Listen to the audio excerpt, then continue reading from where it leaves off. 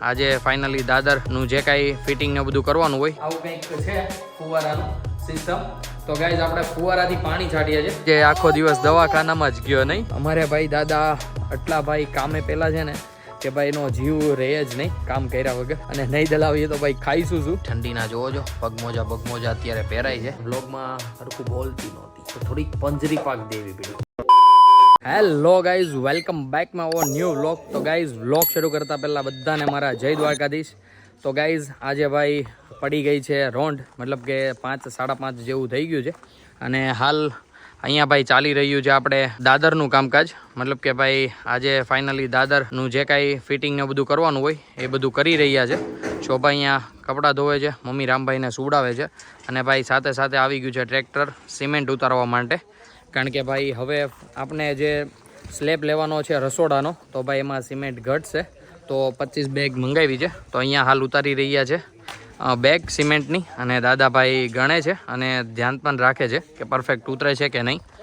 અને ગાઈઝ આજે ભાઈ એક કોઇન્સિડન્સ એવો પણ થયો કે ગાઈઝ આજે સવારનો હું દવાખાનામાં હતો. ઉઠીને પહેલાં તો ભાઈ રામભાઈને અને દાદાને લઈને ગયો હતો, કારણ કે ભાઈ દાદાને હેલ્થ થોડીક આજે વધારે ખરાબ થઈ ગઈ હતી.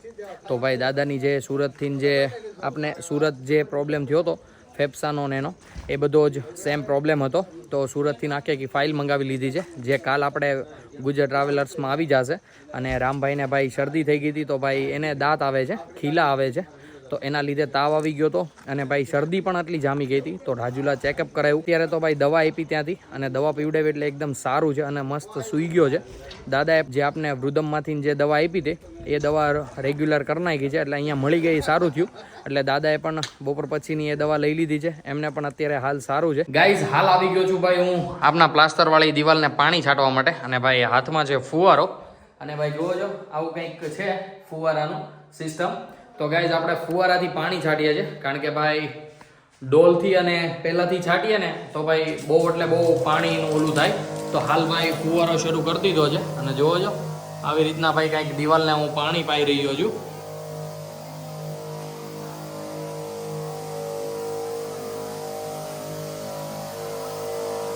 એટલે ભાઈ પ્લાસ્ટરની દિવાલને ભાઈ પાણી છાંટવું ખૂબ જ જરૂરી છે, કારણ કે ભાઈ નકર ફાટી જાય. અને આનાથી ભાઈ પાણીનો પણ ઓછો બગાડ થાય અને પરફેક્ટલી પાણી પીવડાવાઈ જાય. અને ભાઈ આ આઈડિયા હતો ભાઈ દાદાનો. જોવો છો એકદમ પરફેક્ટ પાણી છંટાઈ જાય.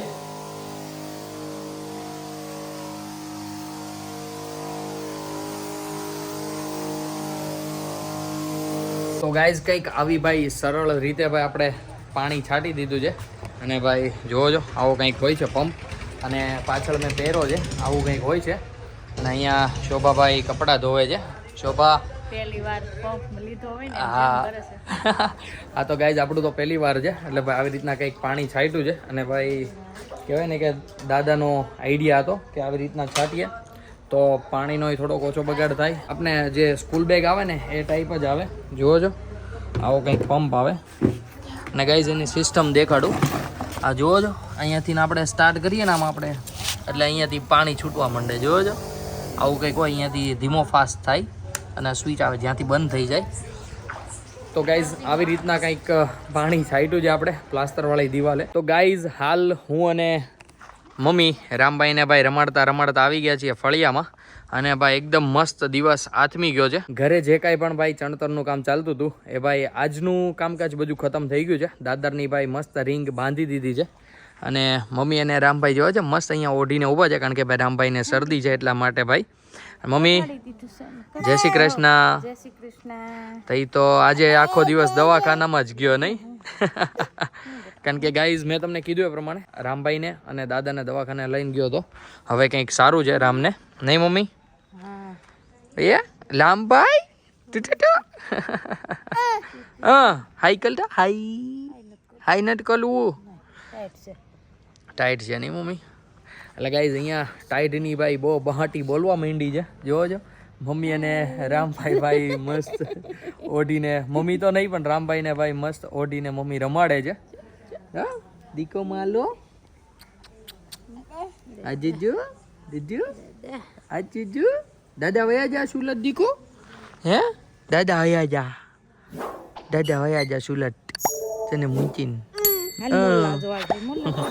તો ગાઈઝ મમ્મી ભાઈ રામભાઈને રમાડે છે અહીંયા, અને આપણે પણ અહીંયા મસ્ત ઊભા છીએ. હમણાં ભાઈ અંદર જઈને શોભાને પણ મળીએ કે એ શું કરે છે. મસ્ત જોડાઈ રહેજો વ્લોગમાં. આપણી સાથે જોડાઈ ગયા છે શોભા, જે ભાઈ આજે વ્લોગમાં જ નતા આવ્યા. શોભા, સૌથી પહેલાં તો ગુડ ઇવનિંગ અને જય દ્વારકાધીશ, જય શ્રી રામ, જય શ્રી રામ, જય શ્રી કૃષ્ણ. લાડ બધું બોલી ગયા નહીં આજે. આજે આખો દિવસનું બોલી. હા, આખા દિવસનું બોલી ગયા. આમ ઉપાડ્યું એટલે થોડીક લાઇટ આવે બસ. યસ. તો આજે દવાખાને લઈને ગયા હતા રામભાઈને. હા, એને થોડીક શરદી, તાવ, યસ. દાંત આવે. હા, દાંત આવે છે એટલા માટે ગાઈઝ રામભાઈને અમે લઈને ગયા હતા દવાખાને. તો શું કીધું ડૉક્ટરે? કઈ નહીં, દાંત આવે ને વાતાવરણનો હિસાબે. યસ, કમ્પ્લીટ જ છે ને બાકી તો? બાકી આમ એકદમ કમ્પ્લીટ. શું વાત છે. તો ગાઈઝ અહીંયા મમ્મી મસ્ત રમાડે છે રામભાઈને, અને શોભા કંઈક રામભાઈ માટે મમરી છે દાંત. યસ, કારણ કે ભાઈ દાંત આવે છે, દાંત કળે નહીં એના માટે ભાઈ કંઈક મમરી કરીને આવે છે, તો એ અત્યારે પીવડાવે છે. તો મસ્ત જોડાઈ રહ્યો. હું ભાઈ અત્યારે જઉં છું દાદા પાસે, કારણ કે સ્લેબની ઉપર ભાઈ પાણી છાંટવાનું છે. તો ભાઈ ત્યાં મસ્ત અત્યારે પાણી ભરી દઈએ, જેથી કરીને સ્લેબ ભાઈ એકદમ કડક રહી. તો દાદા ચડે છે અને હું એમને ભાઈ નળી અંબાવું. અમારે ભાઈ દાદા આટલા ભાઈ કામે પહેલાં છે ને કે ભાઈ એનો જીવ રહે જ નહીં કામ કર્યા વગર. તો અમે ભાઈ બહુ ના પાડવા છતાં પણ જુઓ જો દાદા ઉપર ચડી ગયા છે. એટલે ભાઈ આ નળી અંબાઈ દઉં દાદાને, એટલે દાદા ઉપર ભાઈ પાણી ભરી દે, જેથી ભાઈ સ્લેબ એકદમ સ્ટ્રોંગ થઈ જાય. તો મસ્ત જોડાઈ રહ્યો. અને ગાઈસ સાથે સાથે બતાવી દઉં ભાઈ આવી રીતના કંઈક દાદર કમ્પ્લીટ કર્યો છે. મતલબ જે જાળીઓ ફિટ કરવાની હોય એ બધા ભાઈ સરિયા બાંધી દીધા છે, અને ભાઈ પિંજરું કહેવાય આવી રીતના કંઈક રાખી દીધું છે. એટલે ભાઈ એકદમ મસ્ત દાદર બેસી જશે. અહીંયા સ્લેબની ઉપર 4 બોક્સ પાડ્યા છે. આપણે ભાઈ સોસાયટીમાં આરસીસી કરે ત્યારે ખબર 4 ચોકઠા પાડે, મતલબ જેટલો રોડ હોય એટલા ચોકઠા પાડે, એવી રીતના ભાઈ સ્લેબની ઉપર ચોકઠા પાડ્યા છે. એની અંદર ભાઈ પાણી ભરી દેશે દાદા, એટલે ભાઈ આખી રાત સ્લેબ પાણી પીશે અને ભાઈ સ્લેબ થોડોક સ્ટ્રોંગ થશે. આવું કંઈક હોય છે, આપણને કાંઈ એટલો બધો આઈડિયા છે નહીં. બધું ત્યાં ઉપર કર્યું છે, હું બપોરે ચડ્યો હતો એટલે થોડી ઘણી ભાઈ આઈડિયા છે, એટલે હું તમારી સાથે શેર કરું છું. દાદા ભાઈ પાણી ભરી લે, અને હું અત્યારે જઉં છું ભાઈ દવણું દળાવવા માટે, કારણ કે ભાઈ અહીંયા કહેવાય ને કે ગામની બહાર છે ઘંટી, તો ત્યાં જઈને ભાઈ દવણું દળાવી આવીએ, અને નહીં દળાવીએ તો ભાઈ ખાઈશું શું. તો અત્યારે હું જાઉં દવણું દળાવવા, અને મસ્ત જોડાઈ રહેજો વ્લોગમાં તમે. ગાઈઝ હાલ હું બેસી ગયો છું ભાઈ ખાવા માટે. ભાઈ મસ્ત ગરમ ગરમ ભાખરી છે, સાથે ભાઈ ચાંદ દૂધ છે, મમ્મી દૂધ આપી રહી છે. કારણ કે ભાઈ અહીંયા ભાઈ રોંઢનો નાસ્તો નથી થતો, તો ભાઈ બહુ જ એટલે બહુ જ ભૂખ લાગે છે. તો અત્યારે ભાઈ વાગ્યા છે 7:30, અને હું હાલ બેસી ગયો છું જમવા માટે. અને મમ્મી પણ અહીંયા મસ્ત ગરમા ગરમ ભાખરી બનાવે છે. નહીં મમ્મી? આ ભૂખ બહુ જલ્દી લાગે કે નહીં? હા, બહુ જ એટલે બહુ જ લાગે ભાઈ. દાદાને હજી ભાખરીને એવું બને છે, અને ભાઈ મમ્મીએ એની માટે બનાવી છે બપોરની રોટલી અને રોટલાનું ભાઈ શાક. એટલે જે કાંઈ શું કહેવાય વઘારેલો રોટલો અને વઘારેલી રોટલી ભાઈ જે મિક્સ કરીને શાક બનાવે એ બધું બનાવ્યું છે. તો મમ્મીને એ ખાશે, હું ભાઈ મસ્ત એવી ભાખરી ખાઈ લઉં, અને પછી જવાનું છે ભાઈ મારે દૂધ લેવા માટે. તો હાલ પહેલાં તો મસ્ત જમી લઉં અને પછી જાઉં દૂધ લેવા માટે. મસ્ત જોડાઈ રહેજો બ્લોગમાં. તો એ તો મસ્ત જમી લીધું એમ ને? અને ભાઈ ઠંડીના જોવો જો પગમોજા અત્યારે પહેરાય છે. અને રામભાઈ અહીંયા ભાઈ તેલની બોટલથી ઓલે તેલની બોટલનું ઢાંકણું ખોલી નાખ્યું છે. ઠીક, જામેલું છે. માખણનો પિંડો એમ. તો ગાઈઝ રામભાઈ રમે છે તેલની બોટલથી. ખોપરેલનું તેલ છે ગાઈઝ. તેલ જામી ગયું છે અંદર. આપણે જેમ ઘી જામી જાય ને એવી રીતના ભાઈ ખોપરેલનું તેલ એકદમ જામી ગયું છે. તો રામભાઈ ભાઈ મસ્ત બોટલથી રમે છે, અને મમ્મી અહીંયા જોવે છે. જોવે ને રામભાઈને. હું ગયેલ છો એ દીકા? આના ભાઈ આવો, આના હાલો, આના હાલ તો દીકો. અને ગાઈઝ શોભા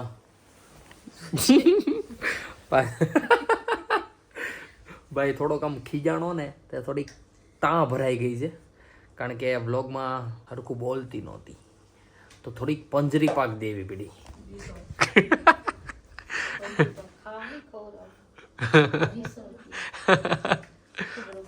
તો ગાઈઝ શોભા કરે છે રામભાઈનું દૂધ રેડી, કારણ કે ભાઈ હમણાં ભાઈ સુડાવવાની તૈયારી કરવાની છે એટલા માટે. તો મસ્ત જોડાઈ રહ્યો. અને મમ્મીને તો ભાઈ એટલી ટાઈટ વાય ને અહીંયા. તો ગાઈઝ આપણી સાથે ભાઈ મોંઘેરા મહેમાન એવા શોભા પણ જોઈન્ટ થઈ ગયા છે, એટલે ભાઈ થોડી ઘણી રી ચડી ગઈ છે, પણ રી તો છેડા કરે નહીં, એ તો ઉતરી જાય.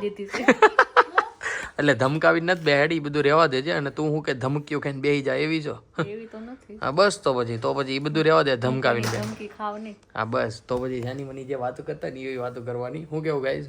તો અહીંયા ભાઈ મમ્મી મસ્ત બેઠા છે, અહીંયા શોભા બેઠી છે, અને અહીંયા રામભાઈ અમારી ત્રણેયની સામે બેઠો બેઠો રમે છે. તો ગાઈઝ અમે એને જોઈએ છે કેવી રમત કરે છે. અને ભાઈ હું અત્યારે બેસતો તો બ્લોગ એડિટ કરવા માટે. તો ગાઈઝ વિચાર્યું કે ભાઈ વ્લોગ એન્ડ કરવાનો બાકી છે, તો ભાઈ આપણે આજનો વ્લોગ અહીંયા જ એન્ડ કરીએ. અને ભાઈ મળીએ કાલે નેક્સ્ટ ધમાકેદાર વ્લોગ સાથે. તો ગાઈઝ તમને વ્લોગ સારો લાગ્યો હોય તો લાઈક શેર કોમેન્ટ કરી દેજો. અને જે કોઈ પણ ભાઈ વ્લોગમાં નવું હોય એ ભાઈ સબસ્ક્રાઈબ કરવાનું નહીં ભૂલતા. અને સાથે સાથે ભાઈ બેલ આઇકનનું બટન પણ દબાવી દેજો, જેથી કરીને તમને આવા ને આવા મસ્ત વ્લોગના નોટિફિકેશન મળતા રહે. તો ચાલો guys by, good night, take care. Good night.